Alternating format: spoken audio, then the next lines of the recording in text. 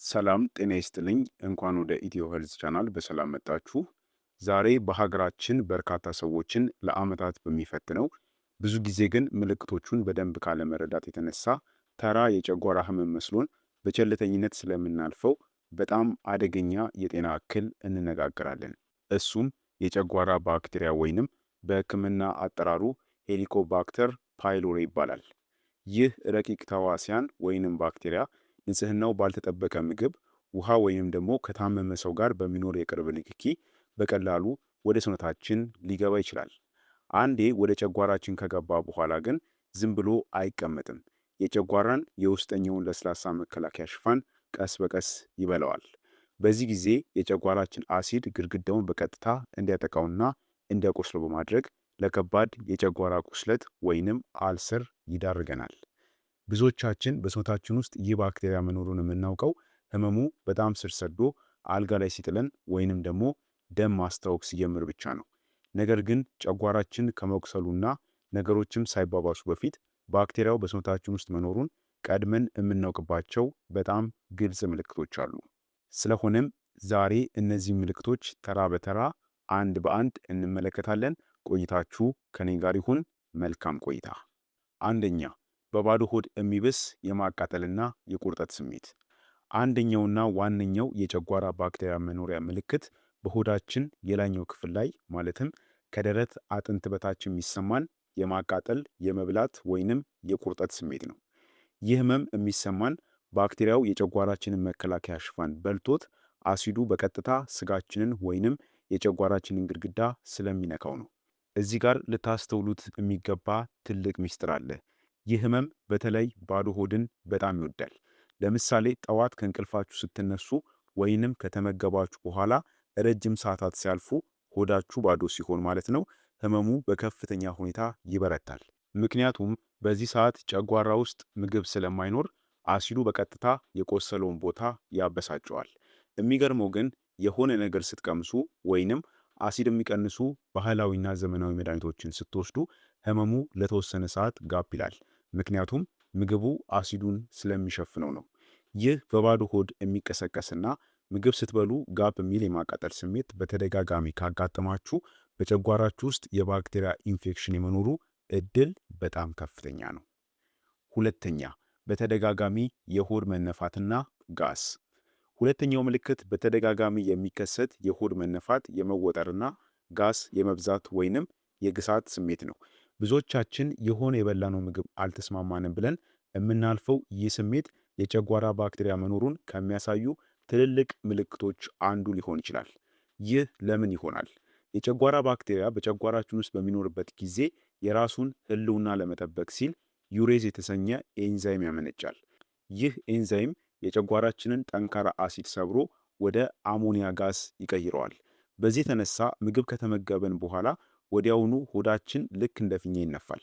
የመወጠርና ምቾት የማጣት ስሜትን ይፈጠራል።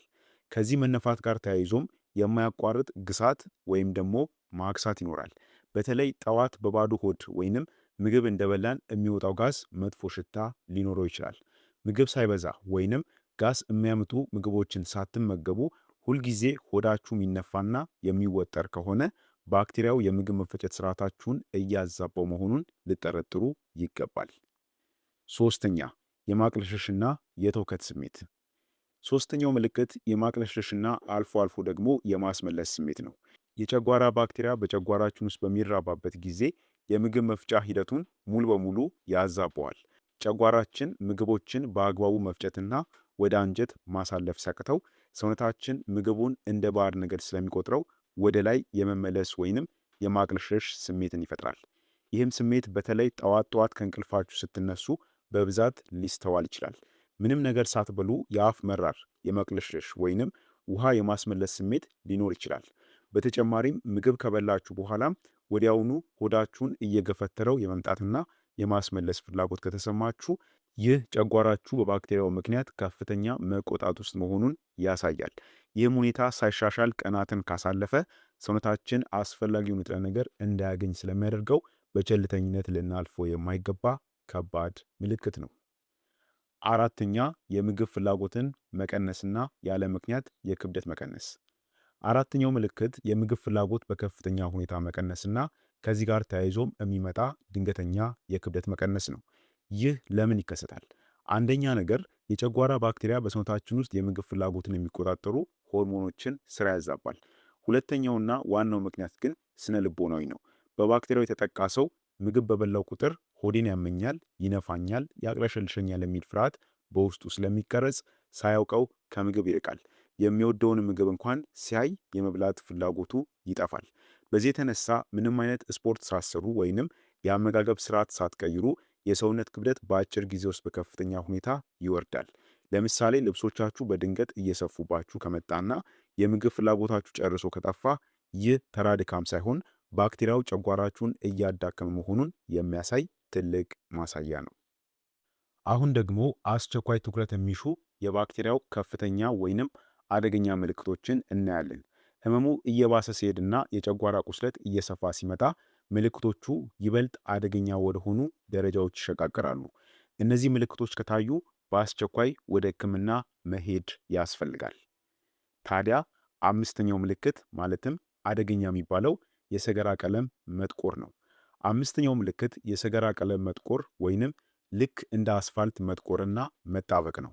ይህ በቤት ውስጥ ልንገነዘበው የምንችለው በጣም አደገኛ ከሚባሉ የጤና ምልክቶች አንዱ ነው።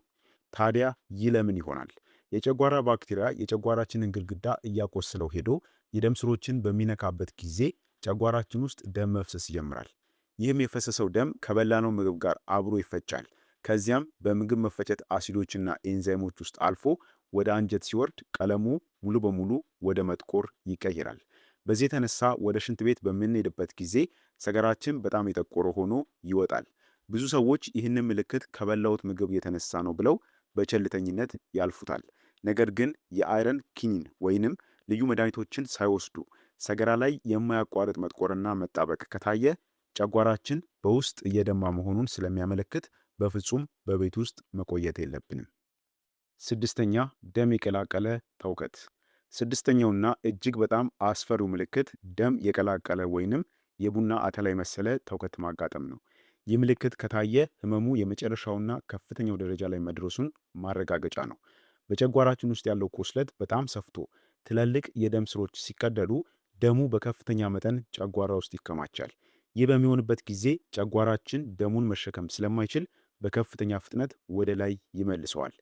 የምታስመልሱት ደም ወይ ደማቅ ቀይ ቀለም ያለው ትኩስ ደም ሊሆን ይችላል፣ ወይንም ደግሞ ደሙ ከጨጓራ አሲድ ጋር ለተወሰነ ሰዓት ተገናኝቶ ከቆየ ልክ እንደ ቡና አተላ የጠቆረ ሆኖ ሊመጣ ይችላል።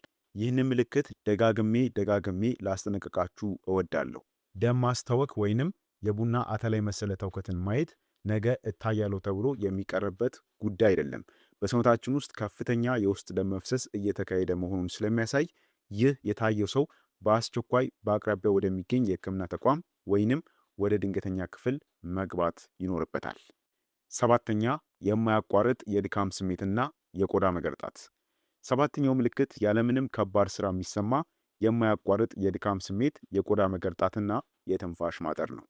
ይህ ምልክት የሚከሰተው ቀደም ሲል ካየናቸው ሁለት አደገኛ ምልክቶች ጋር በቀጥታ በተያያዘ መንገድ ነው።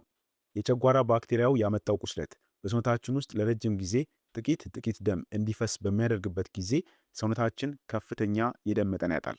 ይህም የውስጥ ደም መፍሰስ በሂደት ወደ ከባድ የደም ማነስ ይቀየራል። ደም ማነስ ሲከሰት ደግሞ ኦክሲጅን ለሰውነታችን ክፍሎች የሚያደርሰው ሄሞግሎቢን ስለሚቀንስ ሰውነታችን በፍጥነት ይደክማል።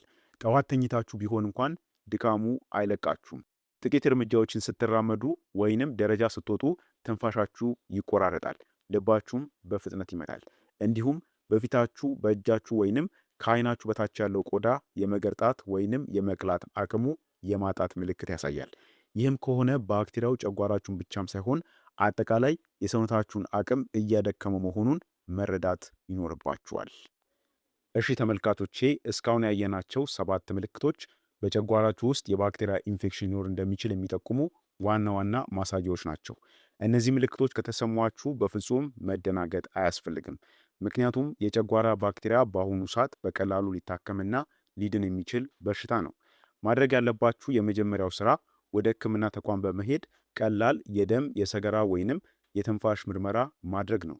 ምርመራው ባክቴሪያው መኖሩን ካረጋገጠ ሐኪሞች ባክቴሪያውን ሙሉ በሙሉ የሚያጠፉ የጸረ ባክቴሪያ ማለትም አንቲባዮቲክና የአሲድ መጠንን የሚቀንሱ መድኃኒቶችን ያዙላቸዋል። እዚህ ጋር ትልቁ ሚስጥር መድኃኒቱን ሐኪሙ ባዘዘው መመሪያ መሰረት ቀኑ ሳይጓደል እስከ መጨረሻው መውሰድ ነው። ይህም ባክቴሪያው ተመልሶ እንዳያገረሽ ያደርገዋል።